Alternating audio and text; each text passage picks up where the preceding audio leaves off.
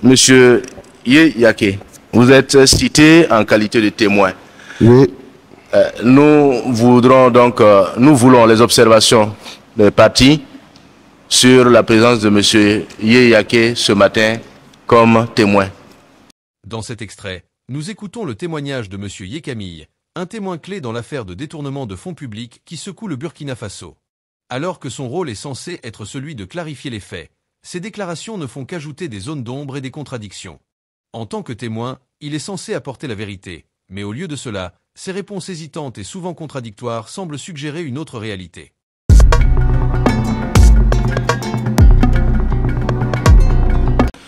Ceci étant, monsieur Yake, vous êtes cité en qualité de témoin. Oui. Nous voulons les observations des parties sur la présence de monsieur Yake ce matin comme témoin. S'il y en a.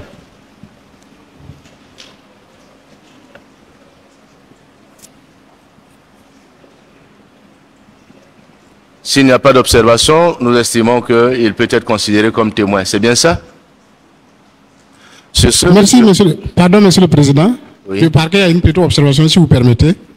Allez-y, s'il vous plaît. Voilà, comme nous l'avons relevé dès le début donc, de la première session, pour ce dossier, nous avons opté pour deux procédures. Une partie en procédure de flagrant délit concernant les 4 prévenus. Une autre partie du dossier où nous avons fait l'option de saisir un juge d'instruction. Alors, je ne dis pas expressement qu'il est forcément concerné. Du moment où son nom est cité de façon récurrente dans la procédure, ce n'est pas exclu qu'il soit effectivement dans cette procédure-là.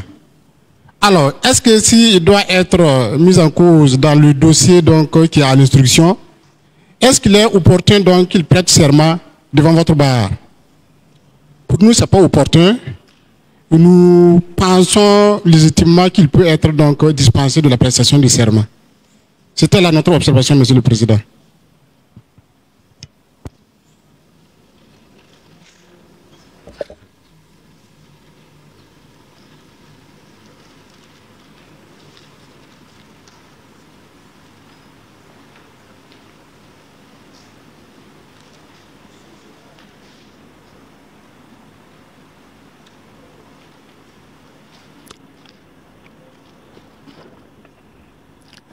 Oui, il y a d'autres avis concernant la présence de M. Yake Camille ce matin comme témoin.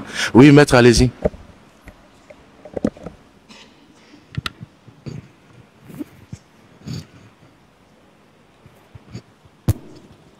Je vous remercie, Monsieur le Président.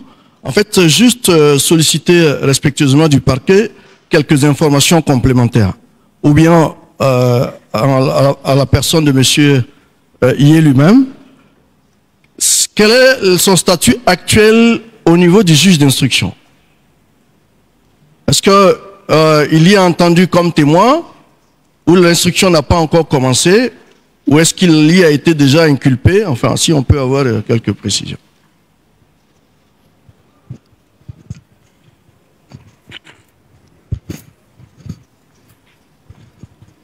Alors, il faut noter qu'il n'a pas encore été mis en examen, mais son nom a été expressément cité dans le RI. Merci.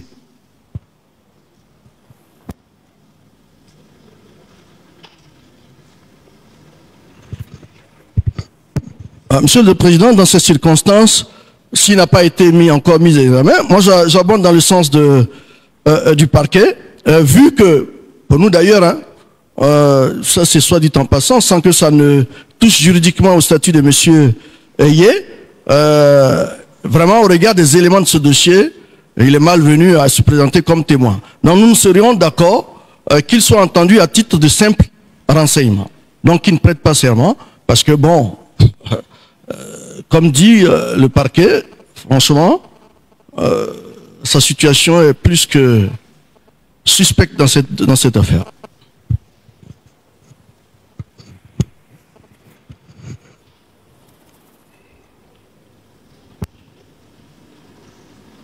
Autre réaction?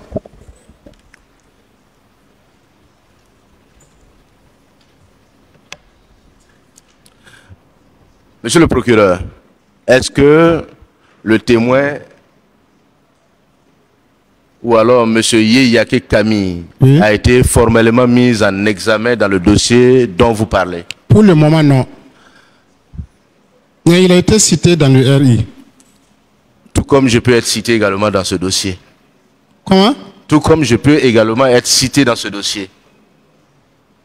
Bon, s'il y a des... Monsieur le procureur, si oui. vous n'avez pas d'autres observations, nous allons recevoir les déclarations de monsieur Yé. Ok, nous n'avons pas d'autres observations, monsieur le président. Merci bien.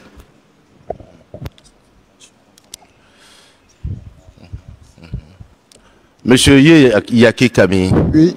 est-ce que vous Oui. avez des liens de parenté avec les prévenus ici en cause, s'agissant de monsieur Tignan Amido, Non. Bayulo Philippe, Non. Ouedraogo Salifo, Non. Tarpaga Ouedraogo Petronil? Non. Pas de lien d'alliance non Pas plus. de lien d'alliance non plus.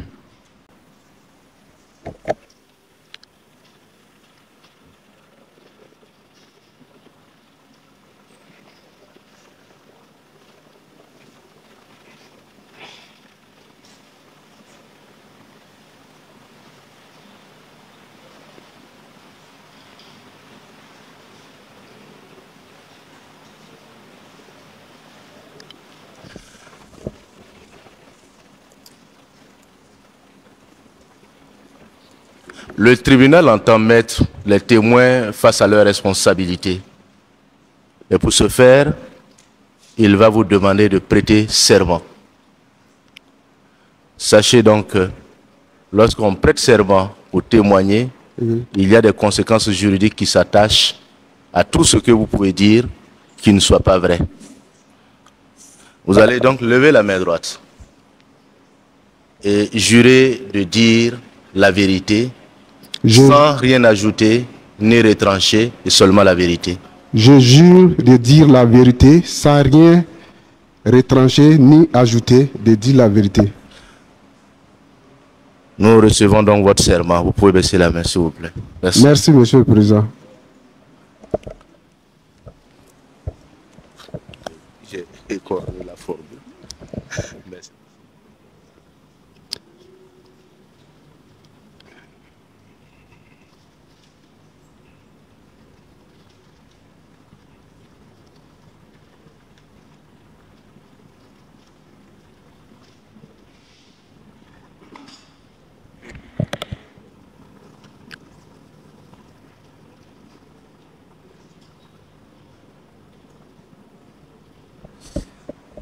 Monsieur Yeyake Camille, Présent. vous êtes à l'initiative de la présente procédure. Oui. Est-ce que vous pouvez nous expliquer ce qui s'est passé pour que nous en soyons là ce matin? Merci, monsieur le président. Avec votre permission, j'aimerais revenir sur la partie du début concernant l'instruction. En effet, j'ai reçu... Vous laissez ça, vous laissez cette partie. Vous avez reçu, en fait, nous avons reçu une convocation. Oui. Nous avons reçu votre serment dans le cadre de ce dossier. Comme je l'ai dit, pour vous mettre face à votre responsabilité, à vos responsabilités. Nous allons vous entendre donc sous serment afin d'en tirer les conséquences de droit. Et donc, expliquez-nous ce pourquoi la présente procédure a été ouverte. Merci, monsieur le président. Avant tout propos, je voudrais, avec votre permission, rappeler que c'est dans le cadre de ma collaboration avec monsieur Tien, j'ai eu l'occasion, il m'a été donné de constater que ma signature faisait l'objet d'imitation par mon collaborateur, ce que j'ai immédiatement notifié à ma hiérarchie avant de porter plainte au commissariat le 8 octobre 2024 pour faux en écriture et usage de faux contre M. Théan sur les chèques émis sur le compte dont il a la responsabilité de gérer et dont il a été mandaté depuis l'année 2018. Et moi, je suis arrivé, en effet, je suis arrivé au ministère en 2023 et j'ai pris fonction le 7 mars 2023. Après ma prise de fonction, j'ai eu d'abord une première prise de contact, une réunion. Oui.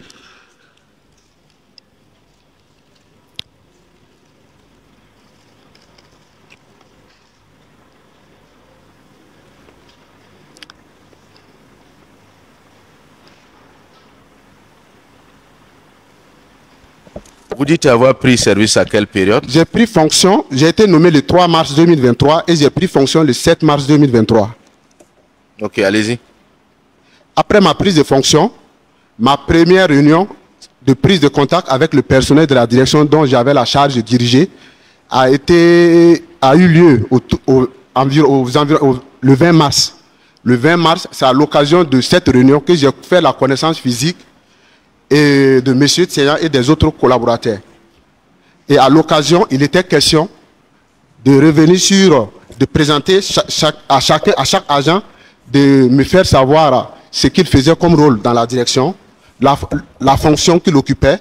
Et après la réunion, j'ai dû constater, à l'issue de la réunion, j'ai constaté que la direction disposait de 23 agents comme effectifs. Et j'ai constaté également que les postes clés, puisque la direction est composée de plusieurs services, donc les postes de service, des chefs de service, les différents responsables n'étaient plus à leur poste. Ils étaient partis à d'autres fonctions. Parce que je dois rappeler que le ministère, à ma prise de fonction, avait fait l'objet de fusion de 2 ex-ministères, notamment le ministère du Genre et de la Famille et du ministère de l'Action humanitaire et de la Solidarité nationale. En plus de ces 2 ex-ministères, on a rattaché le cabinet chargé de la réconciliation nationale qui était logé antérieurement à la présidence du FASO. Donc ce qui faisait que j'héritais d'un ministère qui faisait l'objet de fusion de 3 entités. Donc ce qui veut dire que les DGF des ex-ministères, ça veut dire que les postes de travail, les chefs de service vont se doubler puisqu'il y a eu fusion.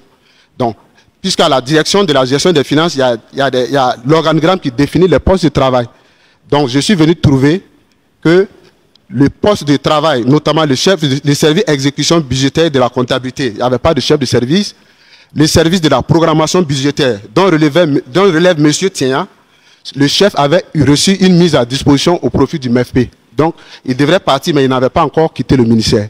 Il avait eu sa mise à disposition au profit du ministère de l'économie et des finances.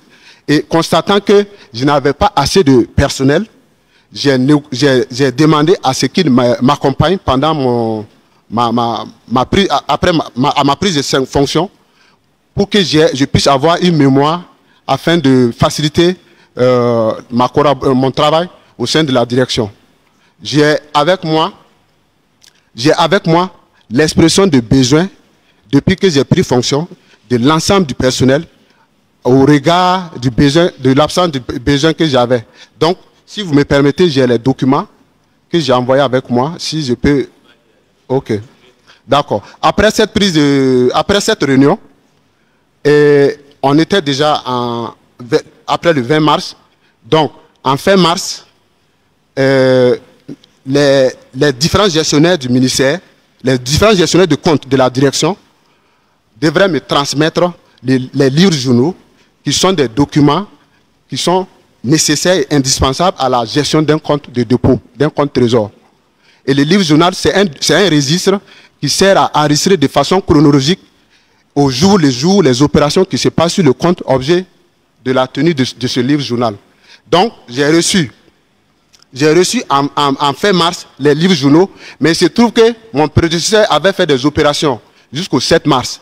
Et donc, l'arrêt du livre journal, ça veut dire qu'il y a 2 responsables. Moi, j'ai pris fonction à partir du 7 mars. Mais il fallait envoyer mon spécimen de signature au trésor. Donc, je ne pouvais pas opérer des dépenses sur les comptes. Donc, j'ai jugé nécessaire que l'arrêt de ces livres journal soit signé par mon prédécesseur pour le mois de mars. Donc, il reste le mois d'avril 2023. Au mois d'avril 2023, j'ai reçu les livres journaux des différents gestionnaires de la direction, au plus tard, je pense, avant le 5 mai, puisque on transmet les livres journaux après le mois écoulé. Donc, ayant reçu les livres journaux des différents gestionnaires, je rappelle qu'à mon arrivée, à la direction de la gestion des finances, on pouvait décompter 9 comptes de dépôt, 9 comptes trésor qui étaient ouverts au niveau de la DGF, et puis 2 comptes des régies d'avance, puisque le ministère faisait l'objet de fusion. Donc il y avait 2 registres d'avance qui étaient là. Ça, c'est 2 comptes de dépôt, 2 comptes de régie, et puis 9 comptes de dépôt. Les 9 comptes de dépôt étaient gérés avant mon arrivée par Mme Tarpaga, qui gérait 7 comptes. M. Tian gérait 1 compte. Ok, merci, Monsieur le Président. Donc, j'ai dit, à mon arrivée à la DGF, le ministère, au niveau de la direction, disposait de 9 comptes de dépôt ouverts au profit de la direction de la gestion des finances et 2 régies d'avance des ex-ministères qui étaient supprimés et qui ont fait l'objet de fusion. Donc, les livres journaux des 9 comptes, j'ai reçu, sur les livres journaux des 9 comptes de dépôt, j'ai reçu 8 livres journaux sur les 9, le 5 mai. Ces livres journaux m'ont été transmis pour appréciation et vérification des opérations du mois d'avril. À l'issue de cette vérification, j'ai constaté, puisque sur mon PV de prise de fonction, j'avais la liste des comptes de dépôt au sein du ministère, au sein de la direction. Donc, j'ai constaté qu'il y a un compte qui n'avait pas, dont le livre journal ne figurait pas parmi les livres journaux objets de mon appréciation et de ma vérification. Vous n'êtes pas revenu sur un aspect, oui, notamment Monsieur le Président. Le nombre de comptes que M. Tian gérait et celui que Mme Tarpaga gérait. Mme Tarpaga était gestionnaire ou mandataire de 7 comptes de dépôt. Et M. Tian était gestionnaire d'un seul compte de dépôt. Et Mme Yamego, qui était l'ex-régisseur d'avance du ministère du genre et de la famille, était, en plus d'être régisseur, gestionnaire d'un compte de dépôt. Donc, ça fait les 9 comptes de dépôt. Et M. Tiendrebego était le régisseur de l'ex-ministère de l'Action humanitaire et de la Solidarité nationale. Allez-y. Et donc, j'ai reçu l'ensemble de ces livres journaux. Non seulement, j'ai reçu 8 livres journaux pour les comptes de dépôt et 2 livres journaux pour les régies d'avance. Donc, j'ai fait la vérification. J'ai fini autour du 15 mai parce qu'il fallait vérifier toutes les opérations. Et à la fin, j'ai interpellé M. Tian, dont le livre journal ne figurait pas parmi les livres journaux qui faisaient objet de ma vérification en début mai. Et donc, je l'ai interpellé pourquoi je n'avais pas son livre journal de gestion, livre journal de caisse. Il m'a fait savoir, lui, il n'en dispose pas de livre journal à mon arrivée. Je rappelle qu'il était mandataire de ce compte depuis 2018 et j'ai l'acte de mandat. J'ai l'acte de nomination de 2018 que je peux vous mettre à votre disposition. Donc, à ces propos, j'ai dit que ce n'était pas possible parce que moi, antérieurement, j'ai occupé la fonction de directeur des finances et de la comptabilité dans un autre ministère avant mon arrivée. Et les comptes de dépôt, ce n'est pas une première fois. C'est un document indispensable pour la tenue d'un compte. Sinon, ce n'est pas possible. Ce n'est pas possible d'avoir une appréciation extérieure à part le gestionnaire. Parce que le livre journal permet de tracer l'historique des opérations qui sont menées sur tout l'ensemble de la vie du compte. Donc, du coup, si au cours du mois passé ou bien des périodes passées, vous n'arrivez pas et que vous n'arrivez pas à apprécier la gestion du compte à travers les livres journal qui doivent être transmis par les gestionnaires, ça veut dire que c'est très difficile. Vous n'avez pas d'autre moyen de pouvoir apprécier la traçabilité des opérations. Donc, je lui ai fait part que ce n'était pas possible. Il m'a fait en retour comprendre que lui, de par le passé, il avait un fichier numérique sur son ordinateur, ça veut dire que sur un tableur Excel, où il avait son organisation personnelle. Et je lui ai fait comprendre que je ne pouvais pas, je me réserve le droit d'aller constater des opérations que lui, il a effectuées sur son registre qu'il a établi lui-même. Le livre journal, c'est un document comptable officiel dont la mise à disposition se fait comment? Il suffit que vous soyez mandataire, vous présentez au Trésor, au niveau du receveur général, et vous renseignez la fiche de demande du livre journal. et on vous donne le livre journal, c'est sans contrepartie, c'est gratuit. Donc, j'ai dit c'est pas possible parce que c'est pas puisque le livre journal, il faut qu'on vous donne ça pour pouvoir effectuer les opérations d'audit après. Sinon, on ne pourra pas effectuer les vérifications nécessaires sur la gestion. Donc, en ce moment, comme c'était à mes débuts, j'avais également demandé au ministère des Finances la clôture des résidus d'avance des ex-ministères qui étaient là. Parce qu'il faut les clôturer avant de faire la requête pour l'ouverture d'une nouvelle résidus d'avance au profit du nouveau ministère.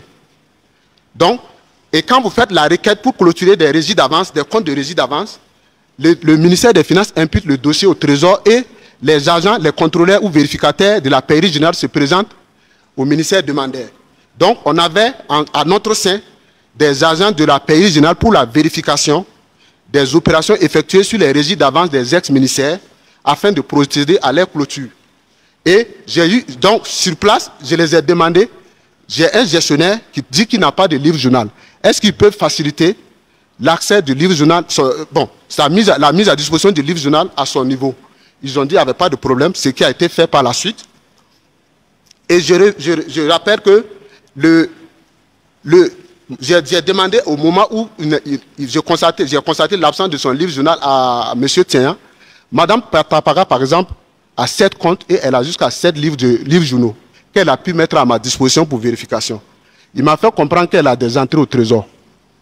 J'ai dit, ce n'est pas une question d'entrée au trésor et je vous ai expliqué tout à l'heure le procédé pour pouvoir accéder au livre journal au niveau du trésor. Voilà. Ce n'est pas une question de relation ou d'affinité au trésor pour avoir le livre journal.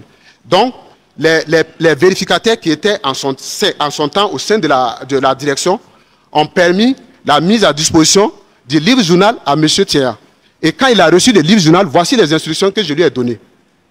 J'ai dit, comme nous sommes en mai, il faut mettre à jour les opérations. C'est-à-dire vous reportez le solde du compte du 31 décembre 2022 à la première ligne du livre journal. C'est-à-dire le report du solde du 31 décembre 2022 à la première ligne du livre journal. Parce que ce n'était pas possible que je commence le livre journal à partir d'une période d'exécution donnée.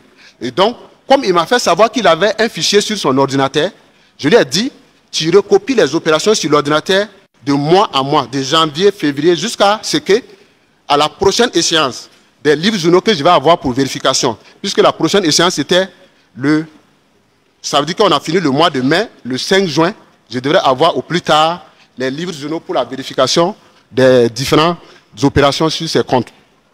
Il a dit qu'il a compris, donc j'attendais l'échéance donnée pour avoir son livre journal. Et à l'échéance, les autres gestionnaires, Mme Tapaga a été au rendez-vous avec les 7 livres journaux arrêtés conformément aux procédures.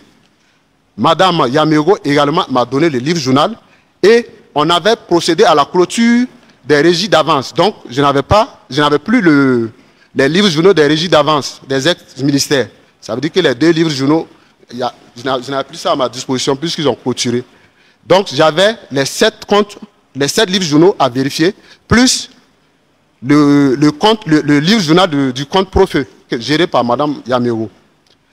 Et après vérification également, j'interpelle M. Thian encore à cette date, qui me fait savoir qu'il a beaucoup d'opérations, ce qui fait qu'il est en retard par rapport au rendez-vous donné du 5 juin. Donc, il va se mettre à la tâche et que d'ici là, il pourra me revenir avec le livre journal. Après ça, j'ai eu même à me présenter à son bureau pour voir de visu s'il tenait le livre journal au moins. Il m'a présenté un registre où il y avait des écritures. Mais comme il était assis sur son bureau, donc moi j'ai constaté qu'il y avait des écritures sur un registre. Donc j'ai dit, il n'y a pas de problème, je t'attends. Mais à partir de ce moment, ça m'a mis en doute par rapport à certaines choses parce qu'il me refuse le droit d'exercer mon obligation de vérification des opérations mensuelles qui se passent sur son compte. Et cette attitude a continué jusqu'à quelle période après votre prise de service? Après ma prise de service, monsieur, cette attitude, oui.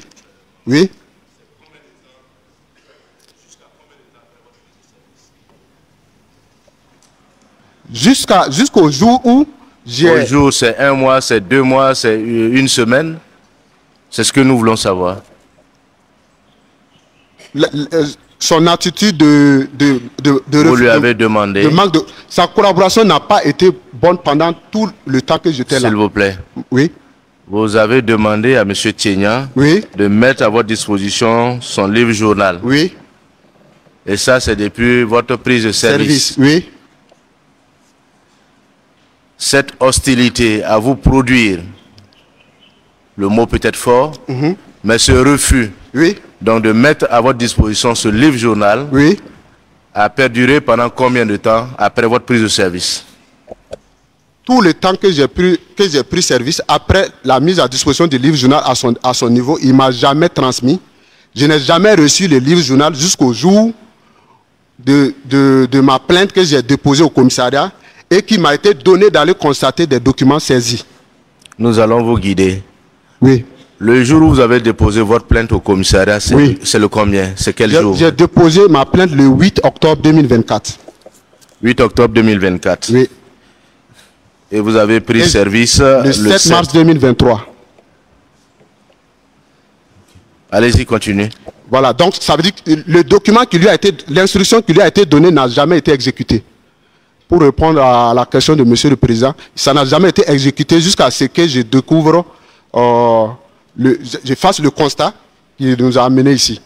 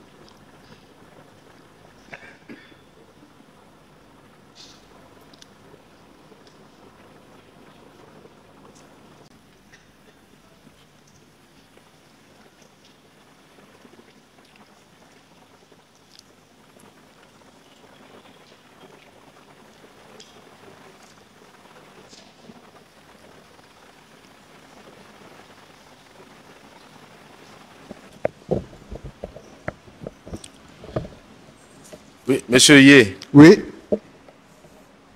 Cet extrait soulève des interrogations essentielles sur la crédibilité de M. Yé-Camille en tant que témoin.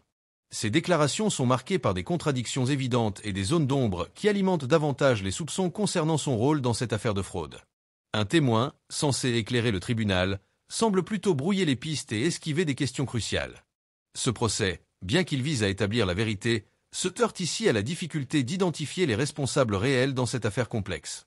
À ce stade, il devient évident que les déclarations de M. Camille ne suffisent pas à dissiper les doutes, et de nouvelles interrogations surgissent concernant la transparence de l'ensemble de la gestion des fonds publics. Il reste à voir si d'autres témoins ou preuves viendront faire la lumière sur cette affaire et clarifier les zones d'ombre laissées par ces témoignages contradictoires.